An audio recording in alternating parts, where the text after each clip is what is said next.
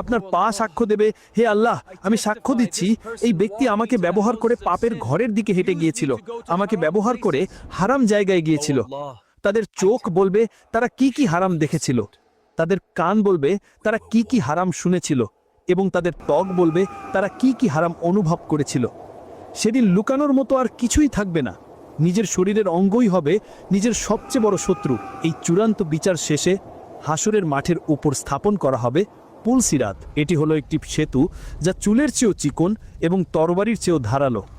এটি ঘোর অন্ধকারের মধ্যে স্থাপন করা হবে। এর দুই পাশে থাকবে জাহান্নাম থেকে উঠে আসা বর্ষির মতো ধারালো হুক, যা পাপীদের টেনে হিচড়ে নিচে ফেলার জন্য অপেক্ষা করতে থাকবে। আর এর নিচেই থাকবে লক্ষ কোটি মাইল গভীর দাও দাও করে জ্বলতে থাকা জাহান্নাম, যা রাগে ক্ষোভে গর্জন করতে থাকবে। প্রত্যেক মানুষকে, সে নবী হোক বা সাধারণ মানুষ, এই পুলসিরাত পার হয়েই জান্নাতে যেতে হবে। নেককার বান্দারা যখন পুলসিরাতের কাছে আসবেন, তখন তাদের ঈমানের আলো তাদের পথ দেখাবে। যার ঈমান যত শক্তিশালী, তার আলো তত উজ্জ্বল হবে।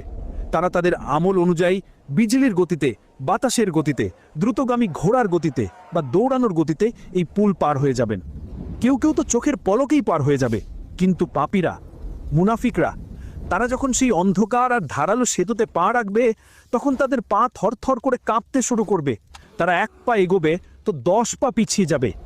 জাহান্নাম থেকে উঠে আসা বর্ষির মতো ধারালো হুকগুলো তাদের শরীরে আঁচড় কাটতে থাকবে, তাদের মাংস ছিঁড়ে ফেলবে। অবশেষে তারা সেই ধারালো সেতুতে ভারসাম্য রাখতে না পেরে এক ভয়ঙ্কর চিৎকার দিয়ে নিচের গনগনে জাহান্নামের আগুনে পড়ে যাবে। এই জাহান্নামের গর্জন এতটাই ভয়ঙ্কর হবে, এই গর্জন যদি দুনিয়ার বুকে শোনা যেত, তাহলে এই দুনিয়াতে আর ইসরাফিল আলাইহিস সালামকে ফুৎকার মারতে হতো না।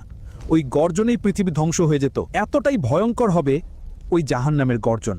যখন হাসরের মাঠের চূড়ান্ত বিচার শেষ হয়ে যাবে, যখন পুলসিরাতের ভয়ঙ্কর পরীক্ষাটাও শেষ হয়ে যাবে, আর যখন জান্নাতীরা তাদের চির শান্তির ঠিকানা জান্নাতে আর জাহান্নামীরা তাদের কষ্টের ঠিকানা জাহান্নামে ঢুকে পড়বে, তখন দুই দলের লোকেরাই ভাববে এটাই হয়তো শেষ।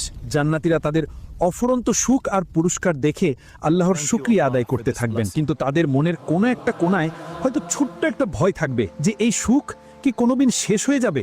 আর জাহান্নামীরা, তারা তাদের ভয়ঙ্কর শাস্তি পেতে পেতে মনের গভীরে একটা ছোট্ট আশা নিয়ে থাকবে, হয়তো একদিন এই কষ্টের শেষ হবে, হয়তো একদিন মৃত্যু এসে আমাদের এই যন্ত্রণা থেকে বাঁচিয়ে দেবে। ঠিক সেই মুহূর্তে যখন জান্নাত আর জাহান্নামের সবাই তাদের নিজ নিজ জায়গায় স্থির হয়ে যাবে, তখন আল্লাহর পক্ষ থেকে একজন ফেরেশতা উচ্চ স্বরে ডাক দেবেন। সেই ফেরেশতার ডাক জান্নাতের প্রতিটি জায়গা এবং জাহান্নামের প্রতিটি কোণা পর্যন্ত পৌঁছে যাবে। তিনি প্রথমে ডাকবেন, হে জান্নাতের মানুষেরা। এই ডাক শুনে জান্নাতের সবাই ভয় আর আতঙ্কে তাদের ঘাড় উঁচু করে তাকাবে।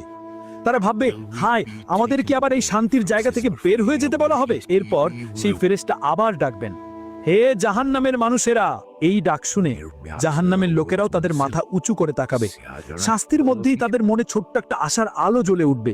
তারা ভাববে, হায়, আমাদের কি এই শাস্তি থেকে মুক্তি দেওয়া হবে? যখন দুই দলের সবাই অধীর আগ্রহে আর ভয়ে অপেক্ষা করতে থাকবে, তখন তাদের সামনে এক আশ্চর্য জিনিসকে নিয়ে আসা হবে। মৃত্যুকে সেদিন একটা সাদা কালো রঙের সুন্দর ভেড়ার মতো করে নিয়ে আসা হবে এবং তাকে জান্নাত এবং জাহান্নামের ঠিক মাঝখানে দাঁড় করানো হবে। এরপর সেই ফেরেশতা আবার জিজ্ঞেস করবেন, হে জান্নাতের মানুষেরা, তোমরা কি একে চেনো? জান্নাতের সবাই একসাথে উত্তর দেবে, হ্যাঁ, আমরা একে চিনি, এটাই তো মৃত্যু। তারপর তিনি জিজ্ঞেস করবেন, হে জাহান্নামের মানুষেরা, তোমরা কি একে চেনো? জাহান্নামের লোকেরাও একসাথে উত্তর দেবে, হ্যাঁ, আমরাও একে চিনি, এটাই তো মৃত্যু। যখন জান্নাত এবং জাহান্নামের সবাই সেই মৃত্যু নামক ভেড়াটিকে চিনে ফেলবে, তখন আল্লাহর হুকুমে সেই মৃত্যু নামক ভেড়াটিকে জবাই করে দেওয়া হবে। মৃত্যুকে জবাই করার পর সেই ফেরেশতা এক শেষ এবং ঐতিহাসিক ঘোষণা দেবেন, যা শোনার পর আর কোনো সন্দেহ থাকবে না। তিনি প্রথমে জান্নাতবাসীদের দিকে ফিরে বলবেন, হে জান্নাতের মানুষেরা, আজ থেকে তোমাদের জন্য শুধু অনন্ত জীবন আর অনন্ত সুখ, আর কোনোদিন মৃত্যু আসবে না। তোমরা এখানে চিরকাল থাকবে। এই ঘোষণা শোনার পর